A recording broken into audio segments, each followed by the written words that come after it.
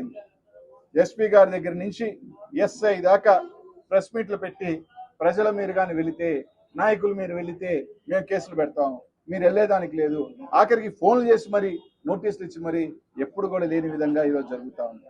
ఈరోజు ఒకటే చెప్తా ఉన్నాం, వైఎస్ఆర్ కాంగ్రెస్ పార్టీ నాయకులు కానీ కార్యకర్తలు అందరూ కూడా, మీరు ఎన్ని కేసులు పెట్టినా, ఇప్పటికే చాలా మంది మీద కేసులు పెట్టాలని అనేక రకాలుగా దొంగయ్య కూడా సృష్టించి కేసులు పెట్టేస్తే వైఎస్ఆర్ కాంగ్రెస్ పార్టీ వాళ్ళు గొంతెత్తరేమో, మాట్లాడరేమో, జైలుకి పంపిస్తే తోక ముడుచుకుంటారేమో అని ఒక ఆలోచన విధానంతో ఈరోజు ముందుకెళ్తున్నారు. ఒకటిద్దే మేము అందరికీ కూడా చెప్పదలుచుకున్నాం, వైఎస్ఆర్ కాంగ్రెస్ పార్టీకి సంబంధించిన కార్యకర్తలు, నాయకులు ఈరోజు జగన్మోహన్ రెడ్డి గారికి మీరు కేసులు పెట్టినా ఏం పెట్టినా అండగా ఉంటారు, ఉండి తీరుతారు.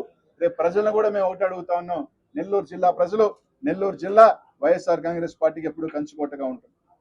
ఈరోజు ఒకవేళ ఈ పార్టీలో ఎమ్మెల్యేలుగా ఓడిపోయిండొచ్చు, ఈవీఎంల కారణంగా రకరకాల కారణాల వల్ల ఓడిపోయిండొచ్చు, కానీ ఇదే ఇక్కడ మాత్రం ప్రజల్లో జగన్మోహన్ రెడ్డి గారి మీద ఎక్కడా కూడా అభిమానం తగ్గలేదు. ఈరోజు రేపు జరగబోయే అందరూ కూడా ఒకటే కోరుతా ఉన్నాం, కార్యకర్తలు నాయకులందరికీ కూడా రేపు జగన్మోహన్ రెడ్డి గారు వస్తా ఉన్నారు, మీరందరూ రండి, మనందరం కూడా జగన్ అన్నకు అండగా ఉందాం. ఎంతమంది మీరు అడ్డొచ్చినా, ఎన్ని బ్యారికేడ్లు కట్టినా, ఎంతమంది మీరు ఆంక్షలు విధించినా, ఎక్కడికెక్కడికి నిర్బంధించినా కూడా తప్పకుండా జగన్మోహన్ రెడ్డి గారి కార్యక్రమాన్ని విజయవంతం చేసి తీరుతాం. జగన్మోహన్ రెడ్డి గారు ఏదైతే సంఘీభావానికి పరామర్శకి గోవర్ధన్ రెడ్డి గారిని అలాగే ప్రసన్నని వస్తున్నాడో, తప్పకుండా వేలాది సంఖ్యలో జగన్మోహన్ రెడ్డి గారికి స్వాగతం పలకతాం. తప్పకుండా నెల్లూరు ఏదైతే వీధుల్లో వేలాది మందిగా జగన్మోహన్ రెడ్డి గారితో స్వాగతం పలకతామని చెప్పి మాత్రం ఈరోజు తెలియజేస్తా ఉన్నాం. దానికి సంబంధించిన మీరు కేసులు కడతారంటే కట్టుకోండి, మీరు ఏ విధంగా ఇబ్బంది పెట్టి మమ్మల్ని చేయాలని కూడా చేసుకోండి, మాకు అభ్యంతరం లేదు. ఒకవేళ మీరు చేయాలంటే ఒకటే చెప్తా ఉన్నాం, చెప్పుకోండి, కొత్త జైలు కట్టుకోండి, సరిపోరు.